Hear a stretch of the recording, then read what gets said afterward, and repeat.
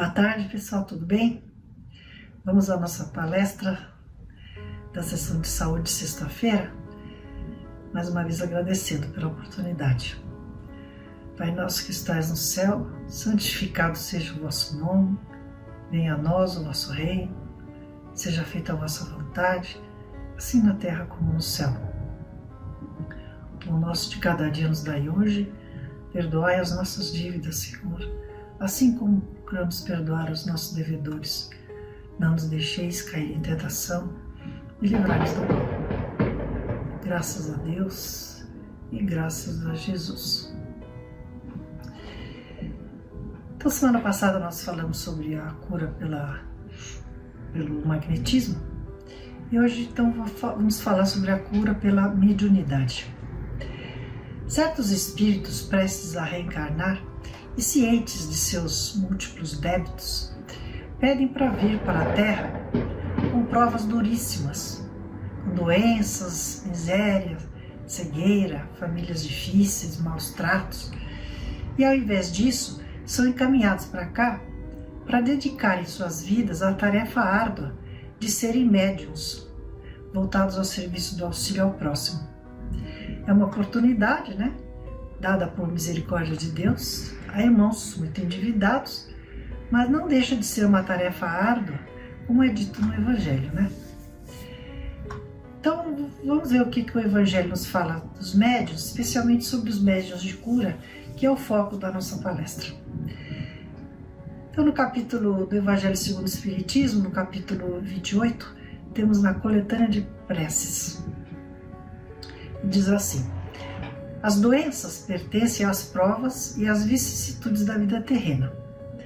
É necessário, próprias de um mundo de provas e expiações, É necessário que nos resignemos a sofrer as consequências do meio em que nos situa a nossa inferioridade, até que nos façamos dignos de uma transferência para um mundo mais avançado.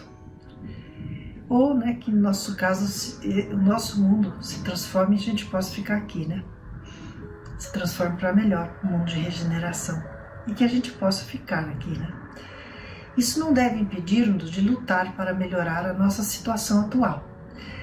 Mas se apesar dos nossos esforços não pudermos fazê-lo, o Espiritismo nos ensina a suportar com resignação os nossos males passageiros. De qualquer forma, se Deus não quisesse que pudéssemos curar ou aliviar os sofrimentos corporais, em certos casos, não teria colocado meios curativos à nossa disposição. Sua solicitude previdente a esse respeito é confirmada pelo instinto de conservação e mostra que o nosso dever é procurá-los e aplicá-los. Então, nós temos que procurar os meios de cura e aplicá-los.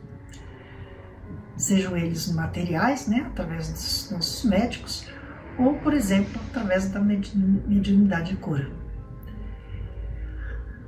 Ao lado da medicação ordinária, elaborada pela ciência, o magnetismo nos deu a conhecer o poder da ação fluídica. E depois o espiritismo veio revelar-nos outra espécie de força, através da mediunidade curadora e da influência da prece. Então vamos ver como é que funciona a cura mediúnica.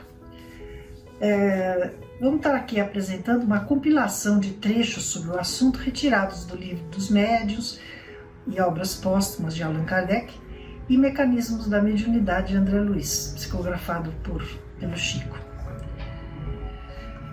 Então, médiuns curadores são pessoas que possuem o dom de curar pelo simples contato, pela imposição das mãos, pelo olhar, por um gesto, mesmo sem qualquer medicamento, mas com o concurso de fluidos espirituais de que são transmissores. Semelhante faculdade difere da cura pelo simples magnetismo animal, pela energia difere pela energia que confere, e a instantaneidade da ação. Ao passo que as curas magnéticas exigem um tratamento metódico e mais ou menos longo. Então, na cura mediúnica, logo se percebe os efeitos.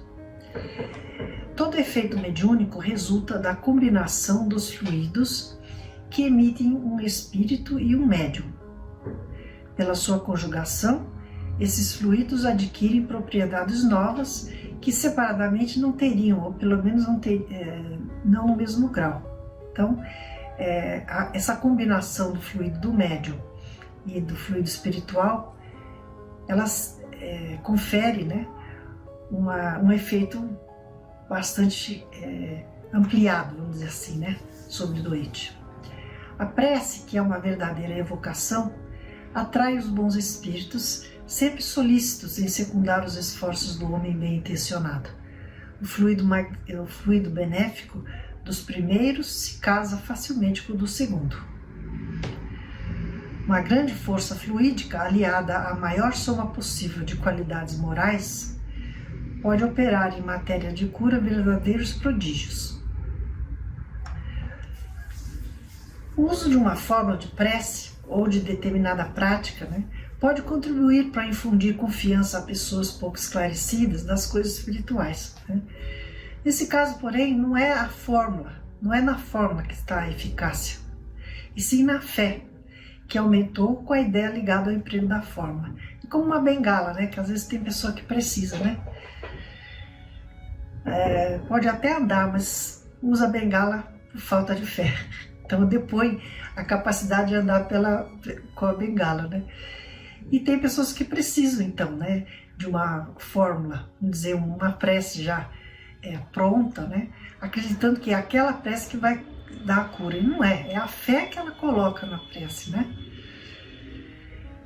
E outra informação é que não se deve confundir os médiuns curadores com os médiuns receitistas, que são simples médiuns escreventes, intérpretes dos espíritos para as prescrições médicas.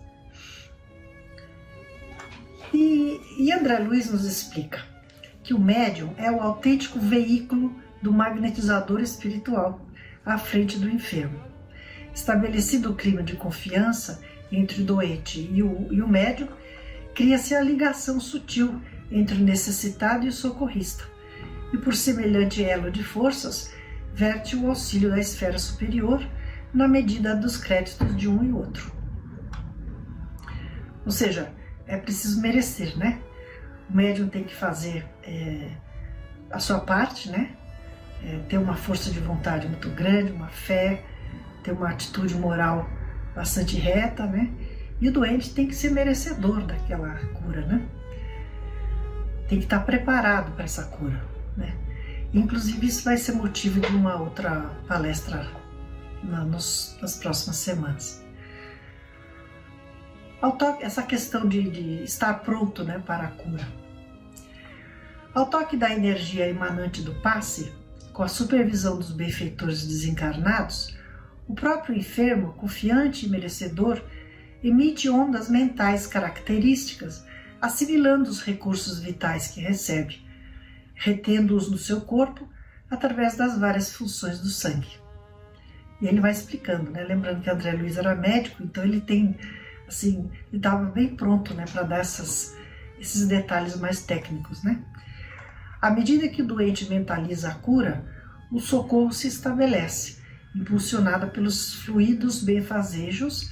A mente, que é o governador do organismo, corrige a atividade das células, voltando assim à harmonia orgânica possível. Então, é o doente, na verdade, através de sua mente,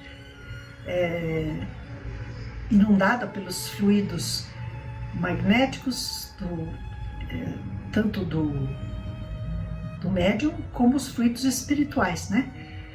Então a mente é inundada por essas emanações benfazejas, né? E ele então dá as ordens para suas células. Nossa mente controla o nosso corpo, todas as nossas células, né? Aqui diz que se atinge então uma harmonia orgânica possível. E aqui se fala possível porque às vezes não é possível, né? Ou seja, as condições não estão propícias para a cura, seja por despreparo do médium, do doente, que não tem fé suficiente, né? Ou dos desígnios de Deus, né, gente? Porque ele pode decidir que não é o momento para a cura ser efetuada, né? Vamos então estar falando sobre essa questão do preparo das partes, né? em outra palestra próxima. E André Luiz nos levanta, assim, nos chama a atenção para a vontade do paciente, que é muito importante, né? O processo de socorro pelo passe é tanto mais eficiente quanto mais intensa se faça a adesão daquele que colhe os benefícios. A vontade firme do paciente determina sobre si mesmo mais elevados potenciais de cura. Nesse estado de ambientação, então repetimos sobre o mecanismo do processo. Ao influxo dos passes recebidos, as oscilações mentais do enfermo se condensam mecanicamente e na direção do trabalho restaurativo, passando a sugeri-lo às suas células, a nossa mente, né? E que tendem então a obedecer instintivamente às ordens recebidas, sintonizando-se com os propósitos da cura. E tem muita coisa que ocorre no nosso corpo de forma automática, mas é que a gente não percebe, mas é que já estão todos, são operações que nós já fazemos há milhares de anos, né? E nossa mente é que governa e a gente nem percebe, né? Assim, então, a mente vai governar, né, essa cura das células, substituindo células malsãs, muitas vezes, por células curadas, né? Células saudáveis.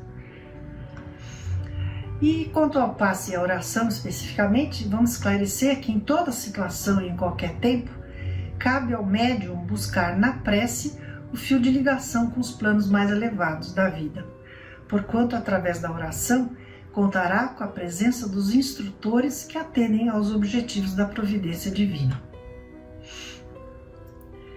E reforçando a importância da força moral do médium, né, nós lemos no Evangelho. Isso está em Coletânea de Preces também, o item 28, capítulo 28. Nos casos de obsessão grave, o obsedado está como envolvido e impregnado, porque uma obsessão também é um problema de saúde, né? Problema espiritual. Nos casos de obsessão grave, o obsedado está como envolvido e impregnado por um fluido pernicioso, que neutraliza a ação dos fluidos salutares e os repele. É necessário livrá-lo desse fluido, que é um fluido ruim, né? Numa ação semelhante a que o médium curador exerce nos casos de doença, é preciso, doença física, né? É preciso expulsar o fluido mau com a ajuda de um fluido melhor, que produz, de certo modo, o efeito de um reagente. Então, faz-se necessário, acima de tudo, agir sobre o ser inteligente, com o qual que é o espírito obsessor, né? Com o qual se deve falar com autoridade, sendo que essa autoridade só é dada pela superioridade moral. Quanto maior for a autoridade moral do médium, tanto maior será o bom resultado. Ou seja, a doutrinação do espírito difícil que está obsedando, né?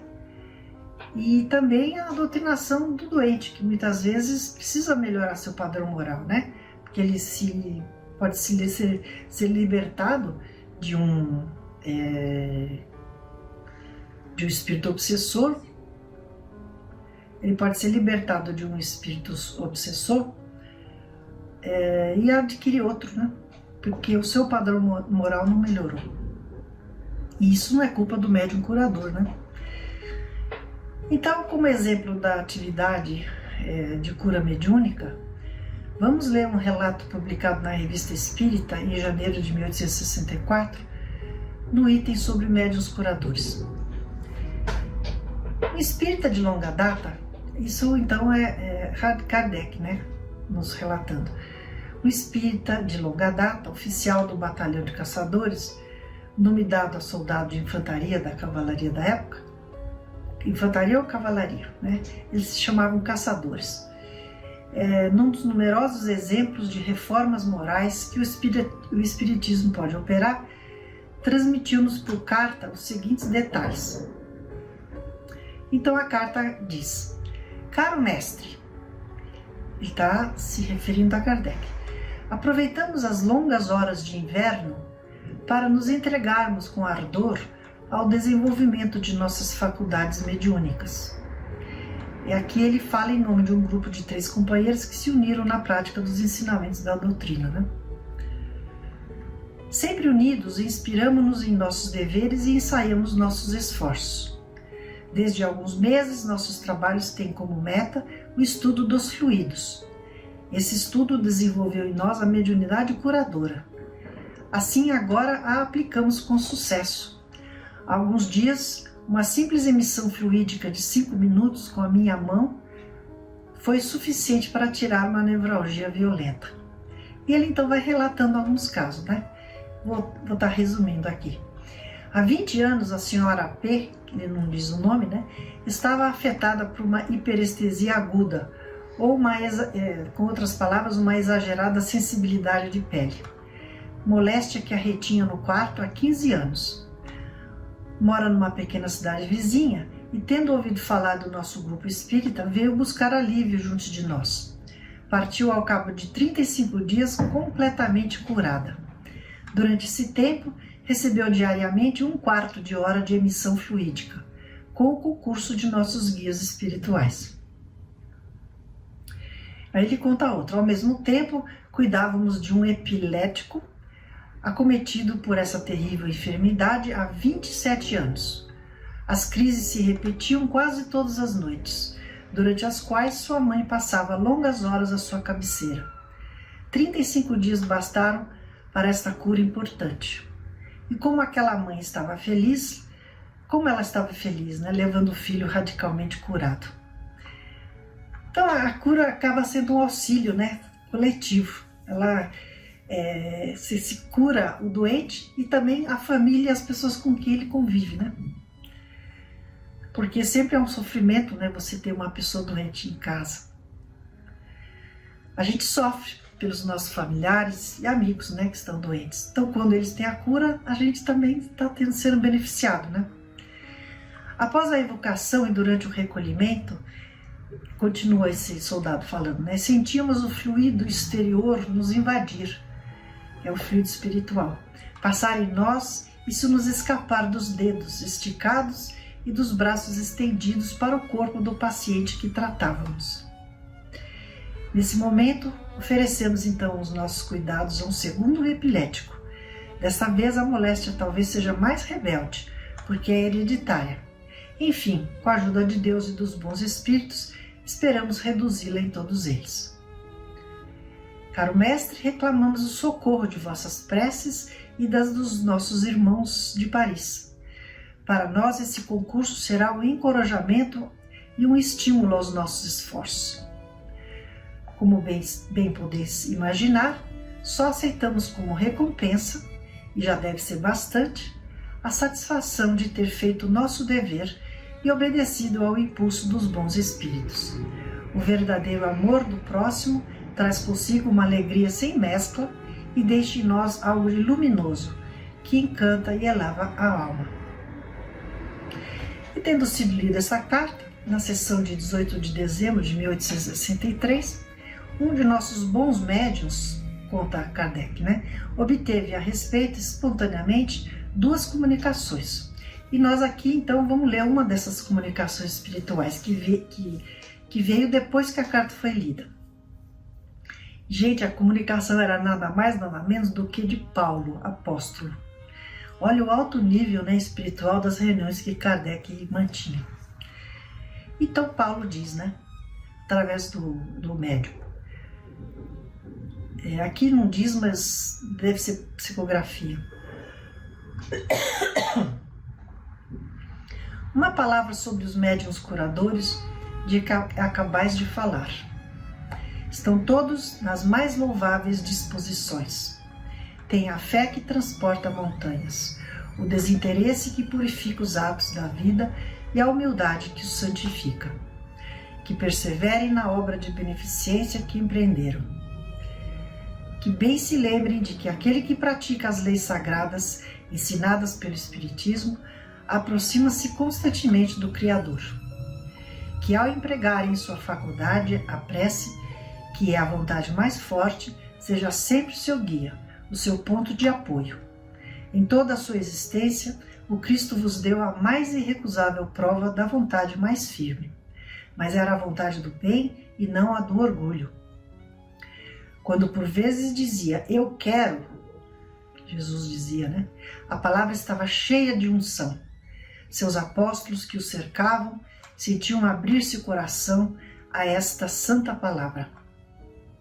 A doçura constante do Cristo, sua submissão à vontade do Pai, sua perfeita abnegação são os mais belos modelos da vontade que se possa propor para exemplo. Muito lindo, né? Já pensou? Você recebeu uma psicografia do apóstolo Paulo, né? E só confirmando, né? Na beleza, né? Dessa atividade, né? Da mediunidade de cura. E diante do que expusemos aqui, achamos conveniente citar as seguintes palavras que são atribuídas a Chico Xavier.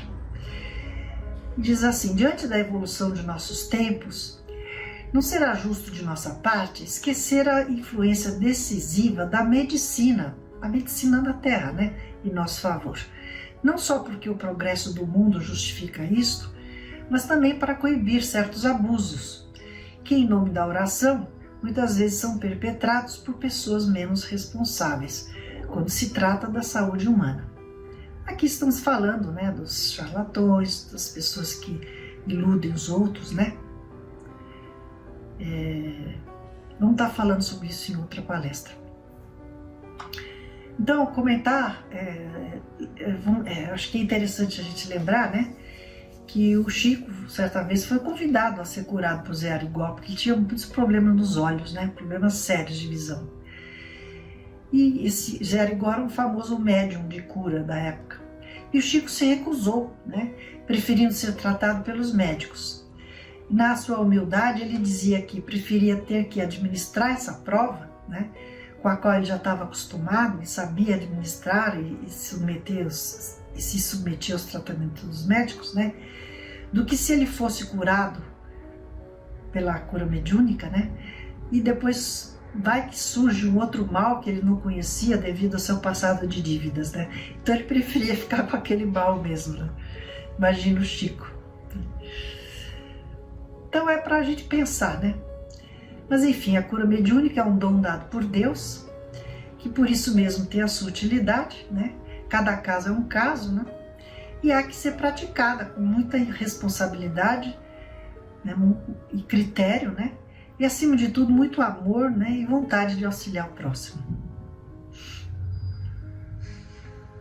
Então, finalizando, né? Temos que o conhecimento lúcido do espiritismo e do magnetismo formam como que uma única ciência, mostrando a realidade das coisas e suas verdadeiras causas.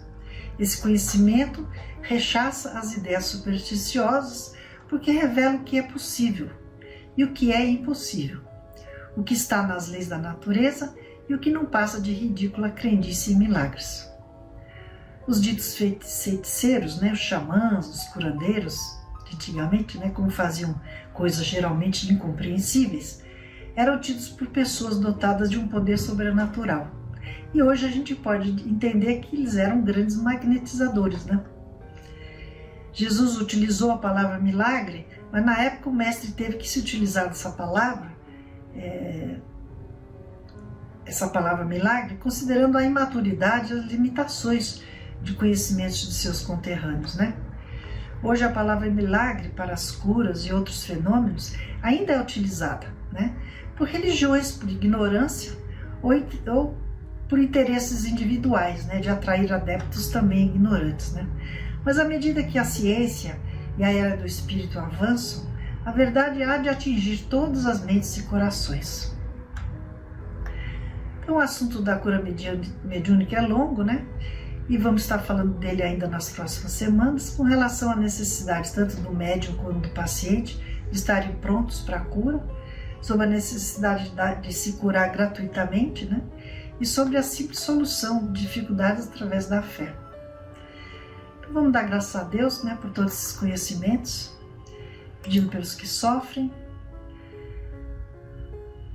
desesperados, falta de fé, por falta de conhecimento. da vida espiritual, da vida futura que Jesus nos prometeu, né? Onde nós seremos felizes. Somos espíritos eternos e temos que ter paciência, né? Nos resguardar do desespero, da tristeza, depressão, nos fortalecer na nossa fé, sabendo que tudo passa. Graças a Deus. Pai nosso que estás no céu, santificado seja o vosso nome. Venha a nós o vosso reino, seja feita a vossa vontade, assim na terra como no céu. O pão nosso de cada dia nos dai hoje. Perdoai as nossas dívidas, Senhor, assim como procuramos perdoar nossos devedores. Não nos deixeis cair em tentação e livrai-nos do mal. Graças a Deus e graças a Jesus. Obrigada, até semana que vem. Fiquem bem.